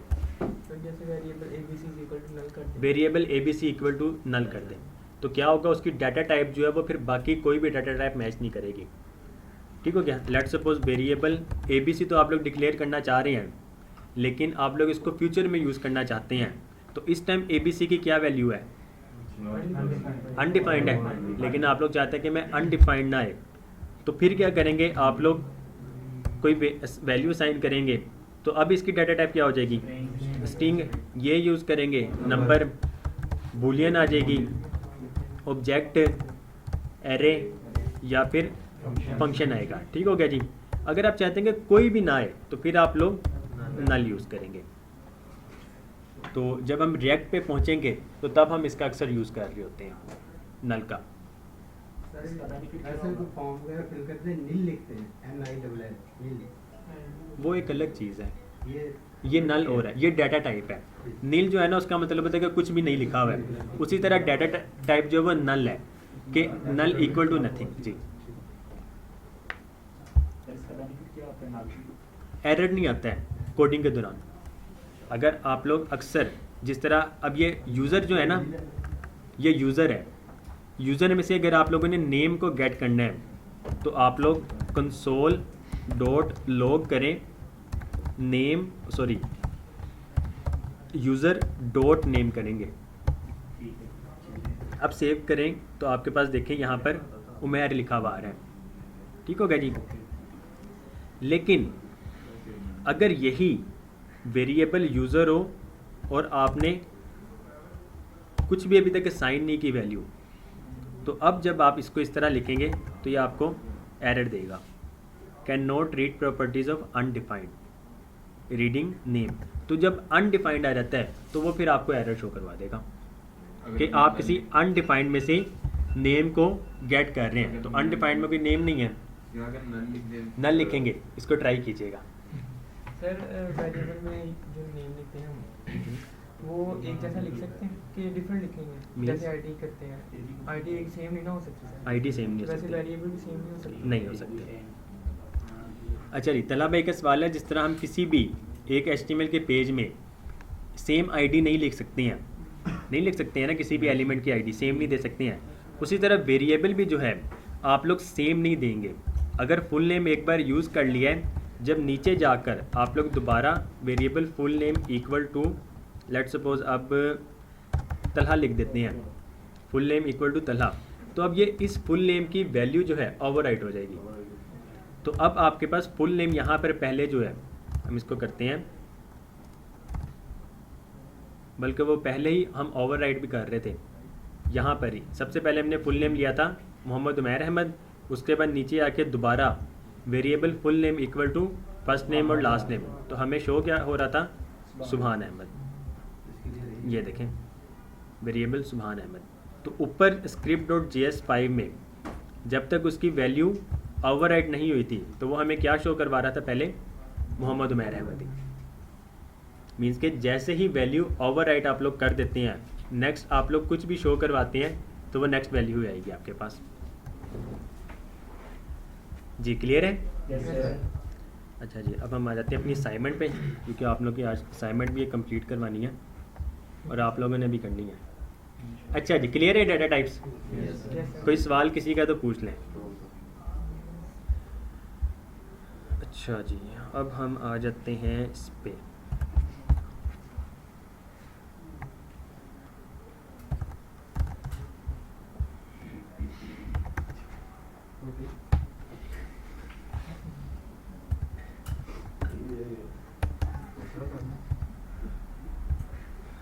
ओके जी, अलर्ट नेम करें तो ये नेम को अलर्ट करवा रहा है।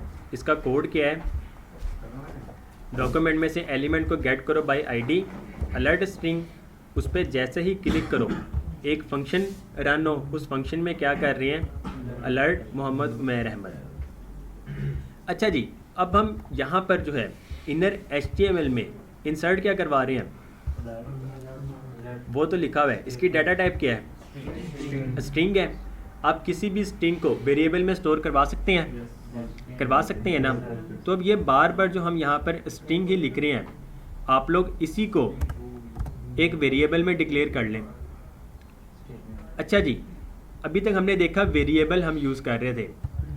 ES6 में क्या हुआ है, आपके पास वेरिएबल के साथ साथ एक और आ चुका है लेट। ठीक हो गया जी। डिफरेंस क्या है हम इस पे बाद में जाएंगे, बस मैं ये चाह रहा हूँ कि आप लोग वेरिएबल यूज़ करने की बजाय लेट को ही यूज़ करें, क्योंकि प्रोफेशनल फील्ड में जब आप लोग जाएंगे आप लोग वेरिएबल नहीं यूज़ कर रहे होंगे, आप लोग लेट यूज़ कर रहे होंगे।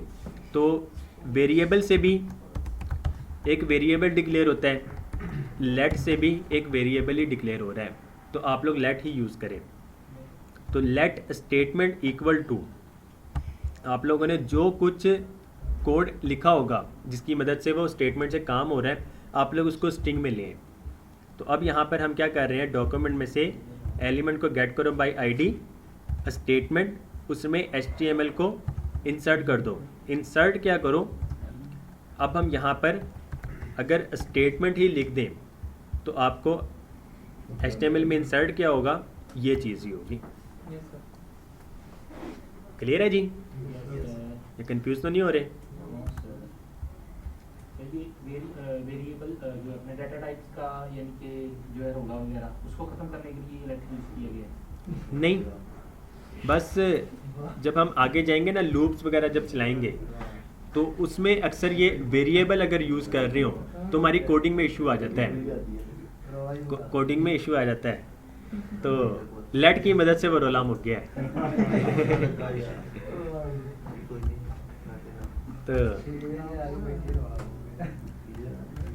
तो वेरिएबल कीवर्ड की बजाय आप लोग लेट यूज़ कर लें। अच्छा जी, वेरिएबल नेम डिफाइन करने का तरीका, आप लोग हमेशा लेट, अच्छा जी, इसके फ़ौरन बाद आप लोग नंबर नहीं लिख सकते हैं, ठीक हो गया जी।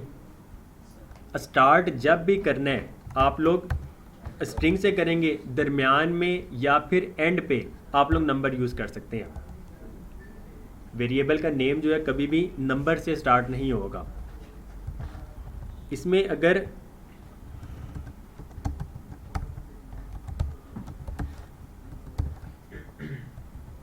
अंडरस्कोर अगर पहले लगाएं तो ये काम करेगा, ठीक हो गया जी।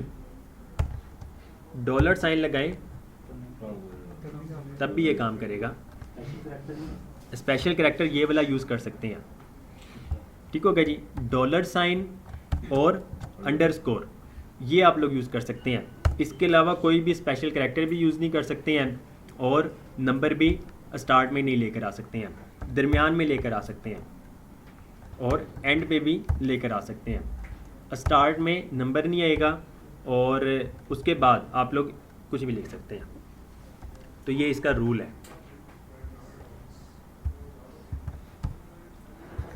तो लेट स्टेटमेंट, इसकी स्टेटमेंट की डाटा टाइप क्या होगी? स्ट्रिंग होगी। अब हमने यहाँ पे स्ट्रिंग में जो कुछ लिखा हुआ है, ये नीचे ये तो वैसे ना कि हम इसको क्या कहते हैं, यहाँ से लेकर यहाँ तक जो हम लिख रहे हैं ये एक स्टेटमेंट कहलाती है, ये एक स्टेटमेंट है। तो आप लोग, हम यहाँ पर क्या कर रहे हैं, जैसे ही अलर्ट हो, अलर्ट तो हमें शो हो जाएगा, लेकिन आप लोगों ने कोड क्या लिखा हुआ है जिसकी मदद से ये वर्क कर रहा है, तो वो स्टेटमेंट कहलाती है। तो वो आप लोगों ने स्टेटमेंट में भी दिखाना है। एक स्टेटमेंट बॉक्स लेंगे, उसके अंदर वो दिखाएंगे कि आप लोग कोड क्या कर रहे हैं। तो अलर्ट मोहम्मद उमैर अहमद लिखा था, तो अलर्ट नेम भी जब करते हैं तो वो मोहम्मद उमैर अहमद शो हो जाता है। तो यहाँ पर स्टेटमेंट एज अ वेरिएबल है ना? एज अ वेरिएबल है ये स्टेटमेंट। आप लोग यहाँ पे कुछ भी लिख सकते हैं, ABC लिख दें। तो अब यहाँ पर हम पहले इंसर्ट क्या करवा रहे थे, ये चीज़ करवा रहे थे, ये स्टोर था स्टेटमेंट वेरिएबल में। तो नीचे जाके हम स्टेटमेंट वेरिएबल ही लिख रहे थे। तो अब यहाँ पर हम क्या लिखेंगे, ABC लिखेंगे, ताकि ABC में जो भी वैल्यू है वो आपको शो हो जाएगी। बस ये जो है स्टेटमेंट, ये हमने HTML की फाइल में एक जाके एक ID दी हुई है बटन्स के बाद। ये देखें, टेक्स्ट सेंटर ओरिजिनल स्टेटमेंट, ये ओरिजिनल स्टेटमेंट लिखा हुआ है। उसके अंदर डिव क्लास बॉर्डर, जिसकी मदद से ये बॉर्डर नज़र आ रहा है, उसके अंदर एक और डिव ली गई है जिसको ID दी गई है स्टेटमेंट। तो इसको हम गेट करके इसके अंदर HTML को इंसर्ट करवा रहे हैं यहाँ पर।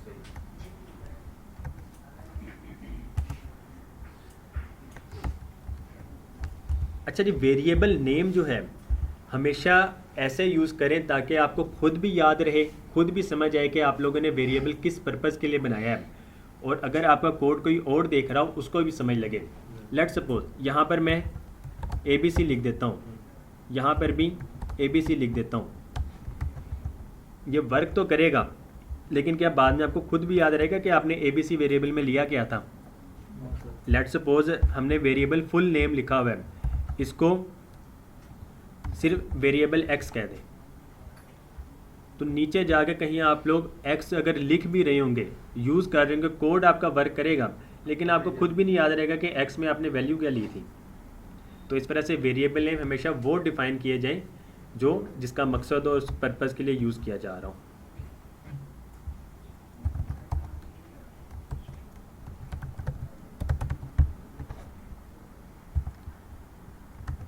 अच्छा जी, अलर्ट नेम हो रहा है, स्टेटमेंट में सेम वही स्टेटमेंट ले लें एज अ स्ट्रिंग और उसको स्टेटमेंट के HTML में शो करवा दें। क्लियर है इतना? अलर्ट नंबर करें, नंबर पे जैसे ही क्लिक हो, फंक्शन एक एग्जीक्यूट हो, उसमें हम क्या करवा रहे हैं, अलर्ट करवा रहे हैं और अलर्ट में हम 1 2 3 करवा रहे हैं। अब लेट स्टेटमेंट में सेम वही चीज़ स्ट्रिंग में ले लें और स्टेटमेंट आईडी को गेट करके HTML में इंसर्ट करवा दें। क्या करवाएं? स्टेटमेंट करवा दें।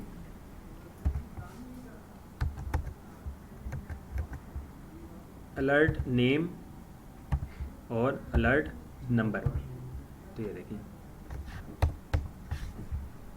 जी, क्लियर है। उसके बाद हमने एक दोबारा से वही चीज़ हो रही है कि जैसे ही बटन क्लिक हो एक फंक्शन रन हो, उस फंक्शन के अंदर हमने एक वेरिएबल डिक्लेयर किया है, उसका नाम क्या रखा? HTML। उस HTML के अंदर डाटा टाइप कौन सी है? स्ट्रिंग की है ना। तो हम कोई भी HTML या कोई भी स्ट्रिंग किसी भी एलिमेंट में इंसर्ट करवा दें एज ए HTML तो वो वही वर्क करेगा। तो यहाँ पर देखें हमने क्या किया, एक अनऑर्डर लिस्ट ली है। उस अनऑर्डर लिस्ट के अंदर एक हमने लिस्ट आइटम ली। लिस्ट आइटम में हमने टेक्स्ट लिख दिया यहाँ से लेकर यहाँ तक, और यहाँ से लेकर यहाँ तक इसको लिस्ट आइटम को कंप्लीट कर दिया। उसके फ़ौरन बाद एक और लिस्ट आइटम और लिस्ट आइटम क्लोज, दोबारा लिस्ट आइटम क्लोज। अब ये यूज़र अलर्ट देखें, फॉर एग्जांपल यूज़र अलर्ट है। हम इस पे आते हैं, पहले शो वेरिएबल नेम्स। तो ये देखें एक लिस्ट आइटम यहाँ से लेकर यहाँ तक, सेकंड, थर्ड एंड फोर्थ। लेकिन इसमें देखें यूज़र अलर्ट और माई VAR ये सारे के सारे कोड हैं, ऐसे ही हैं। तो हम क्या कर सकते हैं, सिंपल उन वर्ड्स को कोड एलिमेंट के अंदर लिख दें, तो बूटस्ट्रैप ऑटोमेटिकली उसका फ़ॉन्ट स्टाइल भी चेंज कर देगा, फ़ॉन्ट फैमिली भी चेंज करेगा और फ़ॉन्ट कलर भी चेंज कर देगा। यही कलर होगा जी, ये बूटस्ट्रैप का अपना है। इसको चेंज करना चाहते हैं तो आप लोग चेंज कर सकते हैं, वो कस्टम स्टाइल में जाके उसको चेंज कर दें कलर। आप लोग इसको वैसे भी देख सकते हैं कि इसमें हो क्या रहा है। कोड में आए, फ़ॉन्ट साइज़ इसका छोटा किया गया है, कलर इसका ये यूज़ किया गया है, word wrap break word, font family change की गई है, डायरेक्शन लेफ़्ट टू राइट और यूनिकोड BIDI ओवरराइड। तो ये कुछ अलग चीज़ें हैं। बाकी कलर वगैरह अगर चेंज करना आप लोग कर सकते हैं। लेट्स बस यहाँ पर ही कलर रेड कर दें तो ये रेड कलर हो जाएगा। सर ये कोड कैसे निकलता है? अब कोई भी अगर इसको निकालनी हो एलिमेंट को, वो कैसे? राइट क्लिक करें, इंस्पेक्ट, ठीक होगा जी। यहाँ से ये कर्सर को पकड़ें और किसी भी एलिमेंट पे जाके क्लिक कर दें तो वो देखें वो यहाँ पर उस एलिमेंट को ले आएगा। उस एलिमेंट में स्टाइलिंग क्या क्या हुई है वो आपको बता देगा। इसकी शॉर्टकट की जो है वो है Ctrl+Shift+C।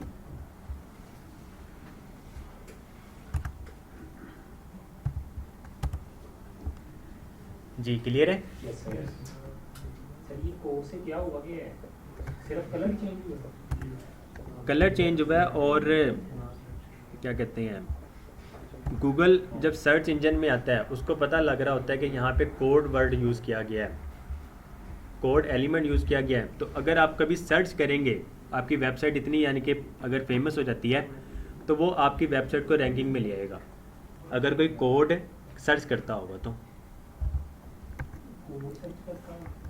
मीन्स के फॉर एग्जांपल वो पूछ रहा है कि कौन कौन से वेरिएबल नेम हैं जो वैलिड हैं, तो फिर वो आपकी वेबसाइट आ जाएगी।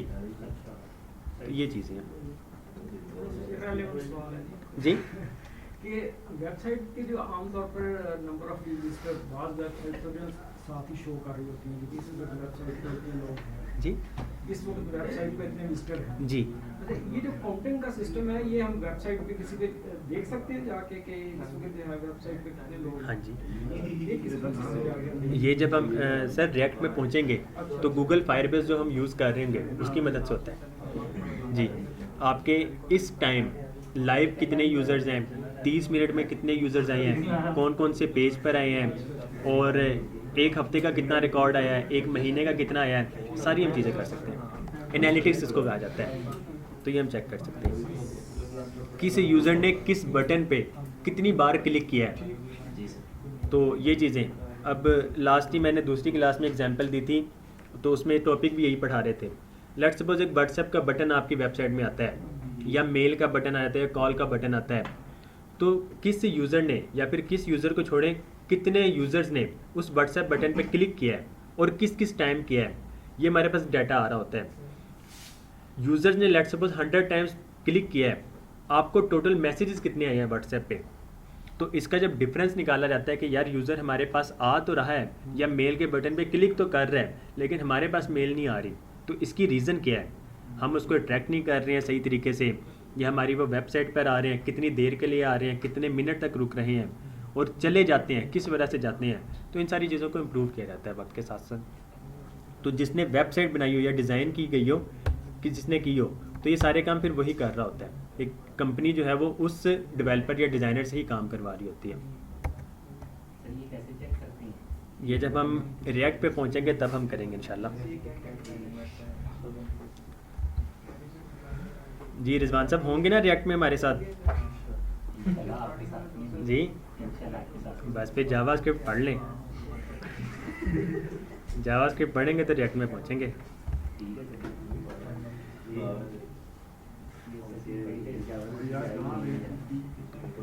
सर जो आउटपुट बॉक्स उसमें आपने स्टाइलिंग की है ये मार्जिन जब से इतना हो रहा है जब वो आउटपुट दिखाए तो आपने कहाँ लिखी है ये सारा ऊपर भी मार्जिन है साइड पे। यहाँ से जी ये इस बॉक्स को पैडिंग दी है 4 जी, P4 दी है या P5 दी एक है डिव आया हुआ जी, P4 है ये देखें। ये स्टेटमेंट वाले में भी और नीचे जाए आउटपुट वाले में, तो उस एक डिव ले लें, क्लास उसको दे दें बॉर्डर, राउंडेड 3 कर दें, इससे क्या होगा आपके पास ये राउंडेड आ रहे होंगे। P4 यूज़ करें तो पैडिंग 4 मिल जाएगी।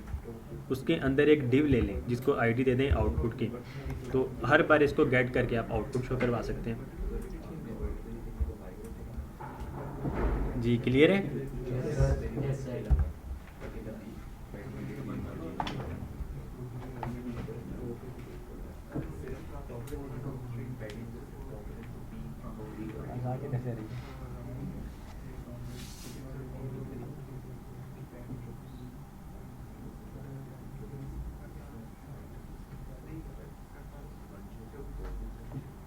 अच्छा समान है।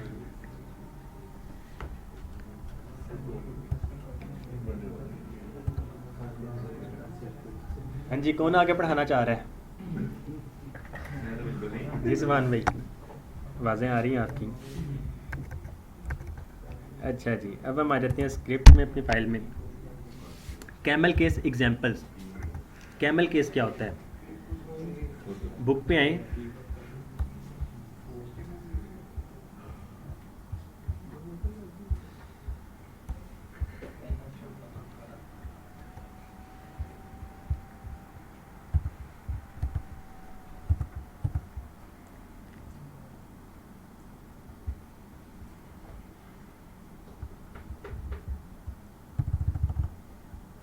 Variable names legal and illegal, कि आप लोग कौन कौन से वेरिएबल नेम्स किस तरह यूज़ कर सकते हैं।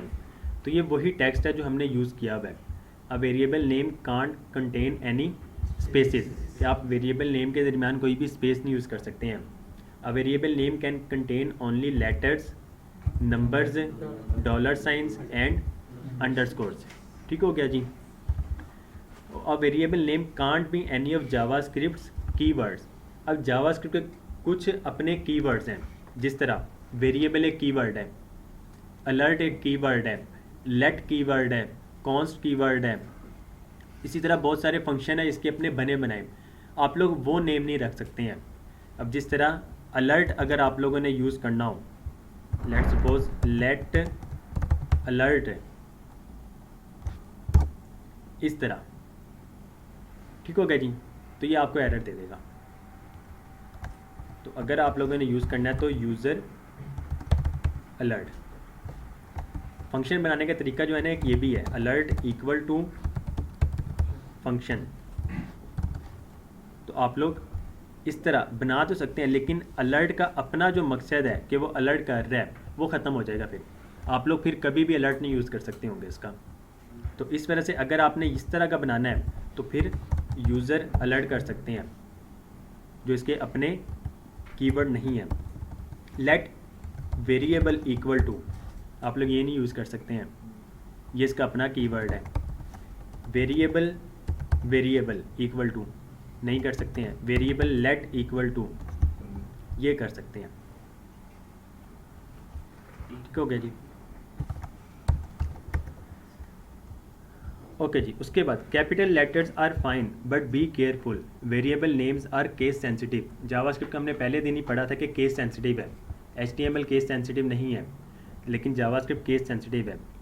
और रोज़, रोज़ जो लिखा हुआ है लॉयर केस में इज़ नॉट अ रोज़, जिसका रोज़ का R कैपिटल है, तो ये दोनों डिफरेंट है। Late rose equal to rose, late rose equal to रोज़, ये दोनों डिफरेंट है। अगर आप लोग सिंपल रोज़ को इस तरह लिख देते हैं, console.log में जाके इस तरह रोज़ लिखते हैं तो एरर आ जाएगा अनडिफाइंड का, कि आपने वो वेरिएबल अभी तक डिफाइन नहीं किया है। अगर इसको यूज़ करना है तो इस तरह हम रोज़ लिखेंगे।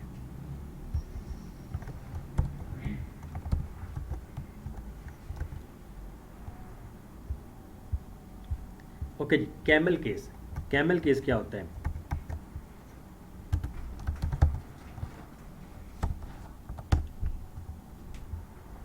ये कैमल केस है कि कैमल को देखकर ही एक केस बनाया गया है।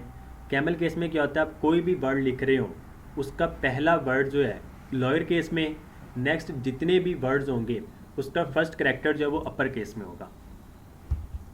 लेट्स सपोज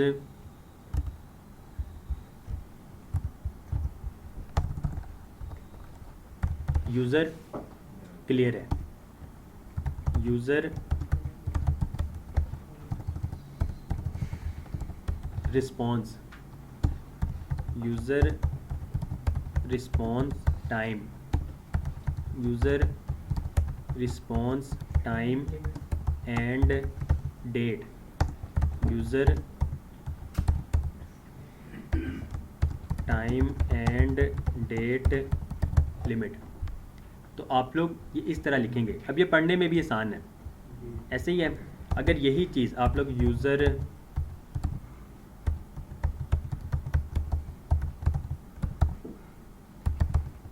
इस तरह लिखेंगे तो ये खुद भी नहीं पढ़ा जाएगा, किसी और से भी नहीं पढ़ा जाएगा। मीन्स कि आपको कोड समझने में, पढ़ने में काफ़ी मुश्किल आएगी। लेकिन अगर यही चीज़ देखा जाए, दोनों सेम वर्ड लिखे हुए हैं, ये पढ़ें तो आसान है, ये पढ़ें तो मुश्किल है। जी क्लियर है? इसको कैमल क्यों कहते हैं? ये कैमल, ये तस्वीर है ना जिससे मैंने दिखाई थी, कैमल केस, इसको क्या कहते हैं? पहला कोहान। कैपिटल वर्ड है जी एक ही कैपिटल वर्ड है। जी, ये तो है ना, एक है। अब लेट सपोज कुछ ऊँट है जिसमें दो होते हैं, सर भी इसका सर भी देख लेना। ये देखें। अब ये, अच्छा ये दो ऊँट वाला है, इसके दोनों वो हैं। और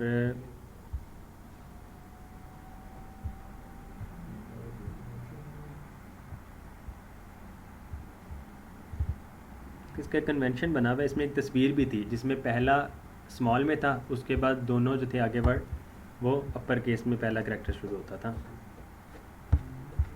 इसमें काफ़ी सारे हैं, कैमल केस होते हैं, स्नेक केस होते हैं और पास्कल केस होते हैं। डिफरेंस क्या है यहाँ पर ही कहीं लिखा होगा।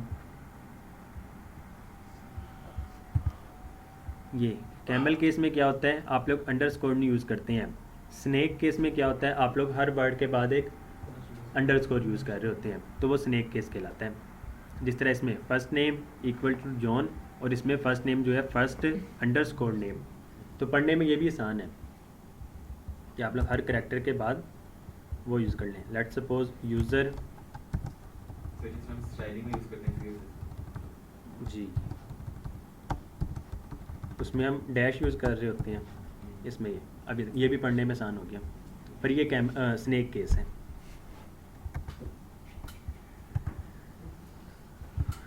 ऑल राइट जी। अच्छा जी, शो वेरिएबल नेम्स, तो आपको ये वेरिएबल नेम्स शो हो जाएंगे।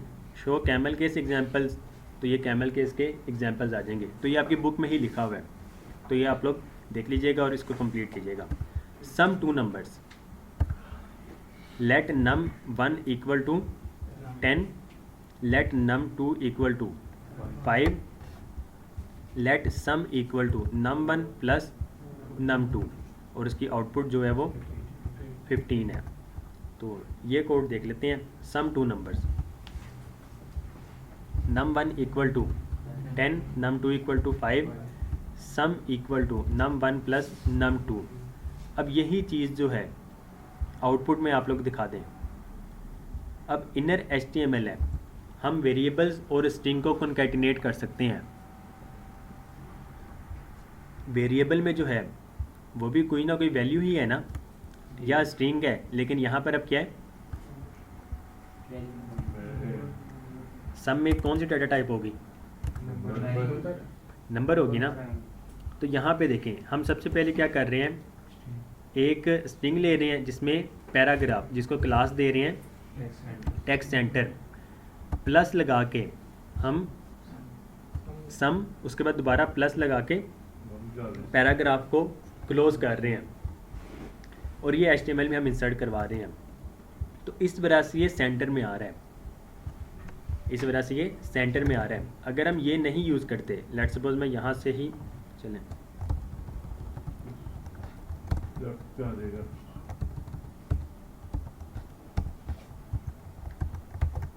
तो अब क्या होगा, अब ये आपके लेफ्ट में शो हो रहा होगा। ये देखें, सिर्फ उसे सेंटर में करने के लिए हम उसको पैराग्राफ के अंदर लेकर आ रहे हैं।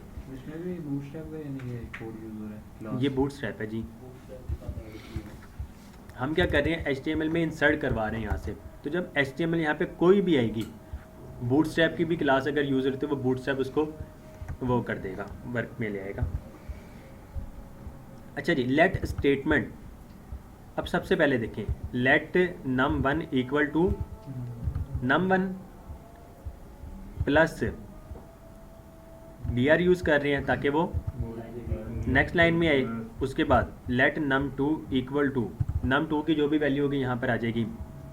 लाइन ब्रेक करें, let sum equal to num 1 plus num 2। तो ये स्टेटमेंट हमारी बन जाएगी और इसको आप स्टेटमेंट में शो करवा सकते हैं जी। ये क्लियर है, सम टू नंबर्स। उसी तरह सेम सारी चीज़ें, माइनस करना है माइनस कर दें। अब यहाँ पे देखें, इसको हमने स्ट्रिंग में ले लिया है, तो आप लोग स्ट्रिंग में ले लें या नंबर में ले लें, माइनस में वही काम करेगा।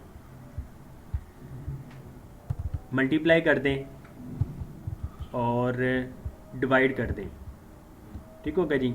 ये आपके पास डिवाइड टू नंबर्स तक हो गए। उसके बाद कैलकुलेट सम नंबर्स। ओके जी, कैलकुलेट सम नंबर्स। मैथ सारों ने ही पढ़ी होगी, सही है। तो मैथ में जो रूल फॉलो होता है वो कौन सा होता है,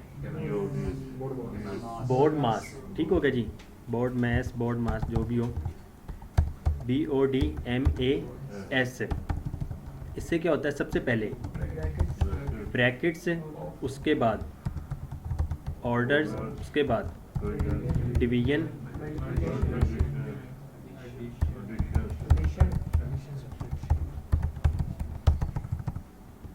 एडिशन और सब्ट्रैक्शन, ठीक हो गया जी। उसके बाद brackets, order, division, multiplication, addition and subtraction. Brackets हम ये यूज़ कर रहे होते हैं, ठीक हो गया जी, तीनों ब्रैकेट्स आ जाती हैं। ऑर्डर जो हम यूज़ करते हैं 2 की पावर 2 हम लेते हैं, ऐसे ही है, यही ऑर्डर्स होता है ना। लेकिन जावास्क्रिप्ट में हम ये नहीं यूज़ करते हैं। अगर आपने ये ऑर्डर यूज़ करना हो तो हम क्या करते हैं, 2 की पावर 2, ठीक हो गया जी। 2 की पावर 3 यूज़ करनी है तो 2 की पावर 3, 2 की पावर 6 यूज़ करनी है तो 2 की पावर 6 हो जाएगी। तो 2 की पावर 6 इक्वल टू कितना होता है जी, 36 नहीं, 36 तो नहीं होता, 64 64 जी, डबल स्टार। उसके बाद डिवीजन के लिए, डिवीजन मल्टीप्लिकेशन के लिए स्टेरिक, एडिशन प्लस और ये माइनस। तो ये आप लोगों के अरिथमेटिक ऑपरेटर्स हो गए। ठीक हो गया जी। इसमें एक और ऑपरेटर है अरिथमेटिक ऑपरेटर में, मॉड्यूलस। ठीक होगा जी। रिमाइंडर, लेट्स सपोज 10 मॉड्यूलस 3, हमारे पास रिमाइंडर जो बचता है वो क्या बचेगा? 1। 9 मॉड्यूलस 3 इक्वल टू 0 आएगा। मीन्स कि हमें बस ये बताता है कि हमारे पास लेफ्ट ओवर जो है वो कितना है, 1 है, 2 है, 3 है, जो भी आंसर आ रहा होगा। ओके जी, अब हम अपनी इसमें आ जाते हैं स्टेटमेंट पे। 36 डिवाइडेड बाय 6 मल्टीप्लाई 3 प्लस 2 की पावर 4 माइनस 3 प्लस 5। अब ये बोर्ड में से अगर रूल फॉलो किया जाए तो सबसे पहले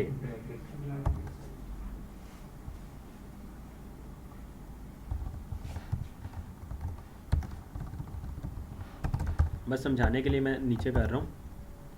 3 प्लस 5, सबसे पहले हमारे पास क्या वैल्यू आ जाएगी? 8 आ जाएगी।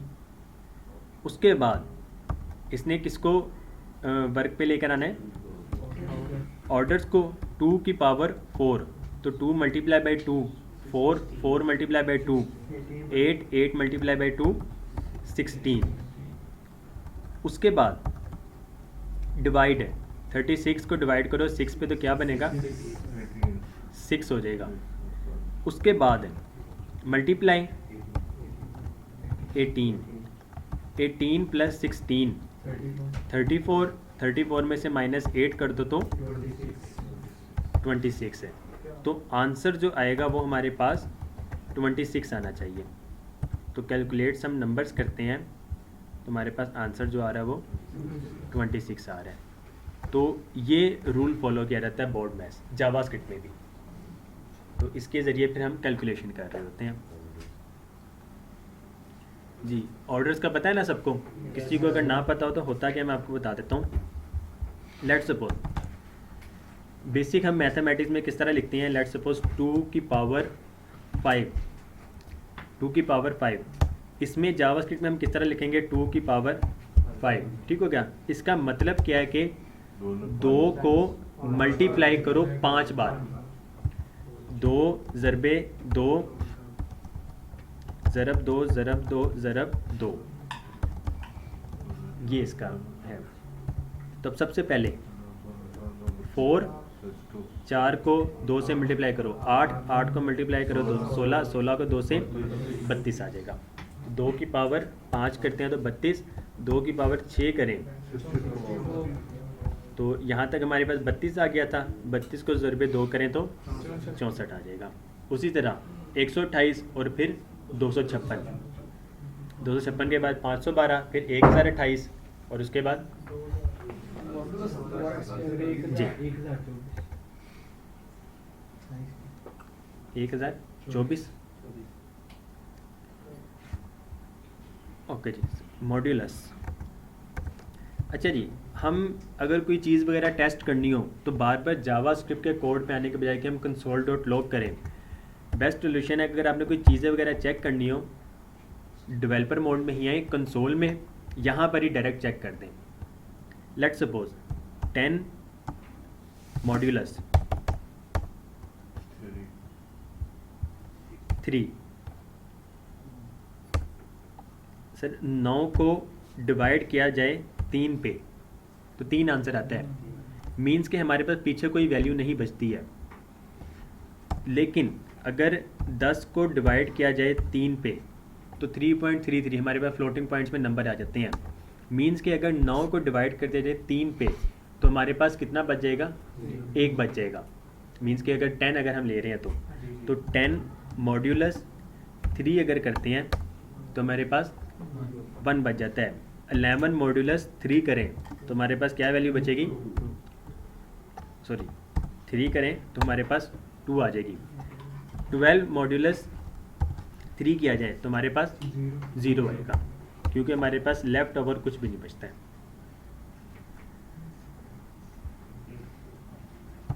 ये बुक में भी है, बुक है सबके पास, डाउनलोड की हुई है।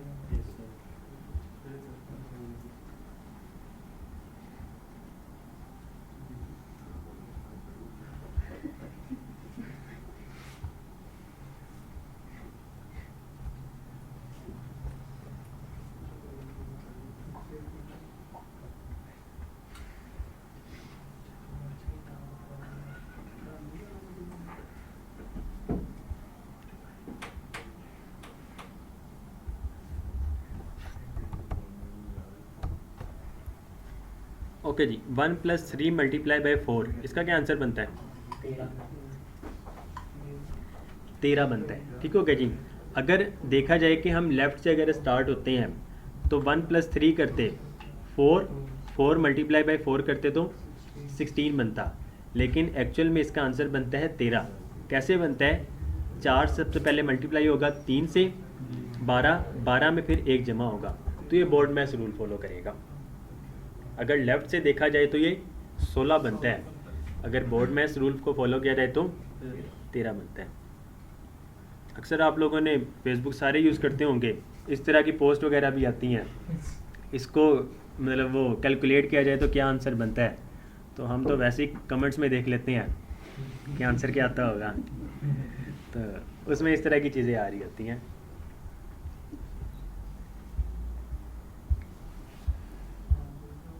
ओके जी, अब अगर देखा जाए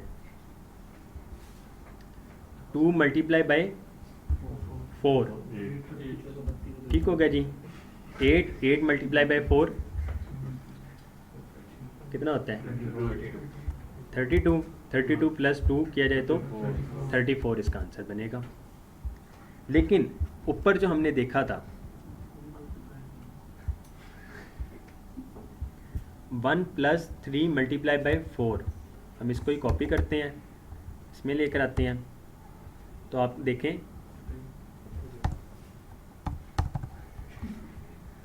आंसर आ रहा है।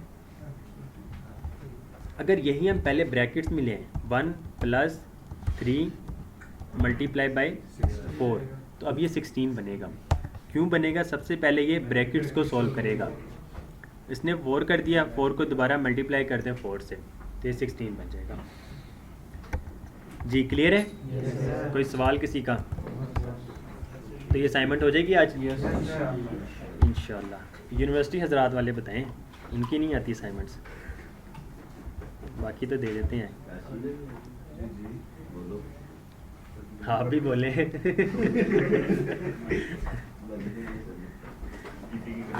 कोशिश कीजिएगा, क्योंकि अगर जावा स्क्रिप्ट में अगर आप लोग सुस्ती करते हैं ना, लेट्स सपोज अगर आज का कंप्लीट नहीं करते हैं, आपको कल के लेक्चर की समझ नहीं आएगी, कल के लेक्चर की समझ नहीं आएगी, परसों आप लोगों ने आना नहीं है। ठीक हो गया जी? तो कोशिश करें कि इसको डेली बेस पे ही करें।